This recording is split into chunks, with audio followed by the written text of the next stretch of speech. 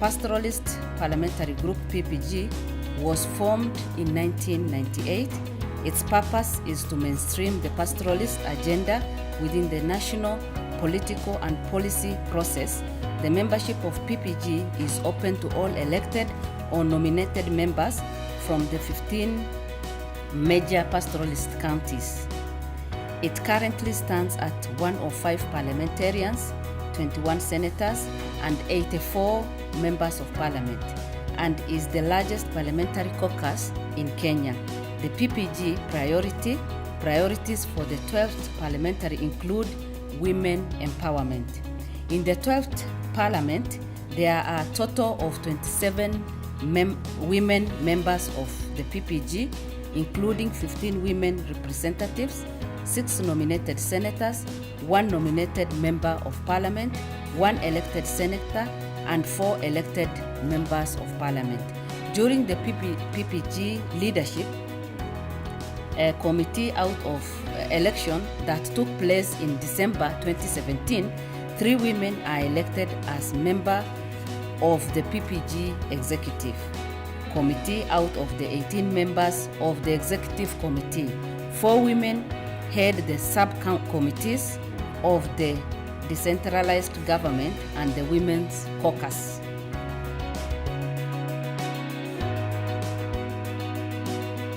The pastoralist community were perceived to be patriarchal in nature, that they don't embrace women leadership. And then came 2017, we proved otherwise. We had the first senator elected from the county of Isiolo. We had members of parliament elected from different constituencies within the pastoralist region.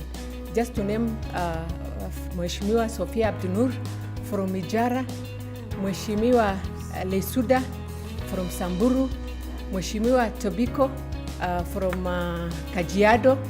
And therefore we felt really, how do we then build on this gain to ensure that come 2022, we have more women from these counties taking up strategic position.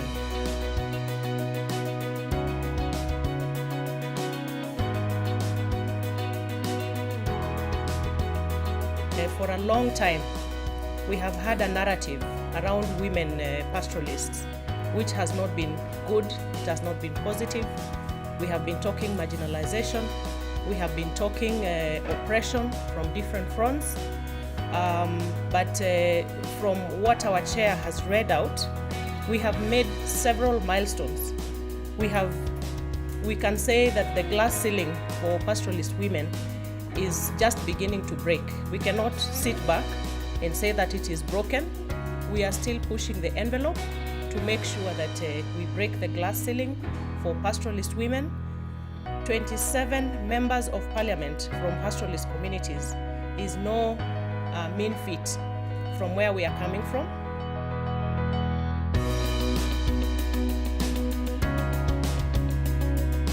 Pastoralist women face numerous challenges, including many general issues that are not specific to women, but affect women in gendered ways. For example, in the general PPG priorities, there is concern about how adequate involvement and registration of women, as well as in compensation for land, which is often constrained by women's lack of documentation. However, the caucus will initially focus on a few key areas in order to make a discernible impact. The following were identified as potential key priority areas. Number 1, promote women's economic and political empowerment. Number 2, improve service provision for women, particularly education and healthcare.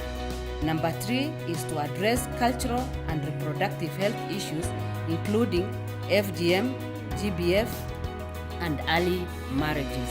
We are also taking our efforts to the grassroots levels, because when you talk about expanding the political space for women, we want to create space for women in different positions, so that every table in which the national cake is discussed or divided, we have the strong voice of the pastoralist woman.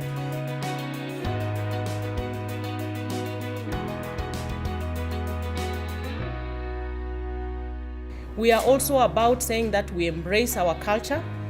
We love our diversity. I believe the different cultures that the pastoralist groups or communities represent in this country add value to the general culture that is Kenyan, but we want to state categorically that those cultural practices which continue to take us back. We have very dismal statistics that are still coming from some of our counties, like Narok County where I represent, and the efforts we are putting into place is to make sure that any cultural practice that is retrogressive, that is not in line with our constitution, will come to a stop.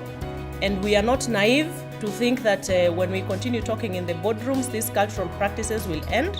We have to step out, go out and engage our communities to make sure that our girl children, our boy children are coming out of the fields, because girls, yes, they are facing a lot of challenges, but we still have boy children who are not taken to school, and what they do is actually they're engaging in child labor. We have child labor happening for our boy children, and we are going to face this as women, as mothers of pastoralist children, to make sure that our communities are at par with all the other communities in this country. And eventually, it will contribute to the GDP of this nation, it will contribute to the cohesion and national integration for each and every community that we represent.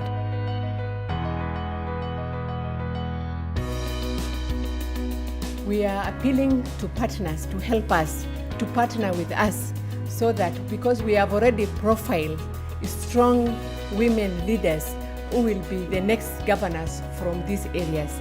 We want the donors, the partners to work with us so that we can empower these women, they can be felt on the ground.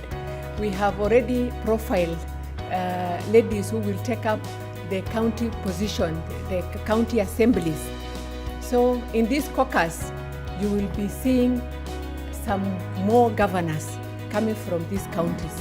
You will have more, and I tell you more, members of parliament from these 14 counties. You will have more senators elected from this caucus. The other issue that we want to critically look at is issues of gender-based violence. We have seen cases of fathers defiling 8-year-old daughter. And I think as a society, it is the high time we stand up and say enough is enough.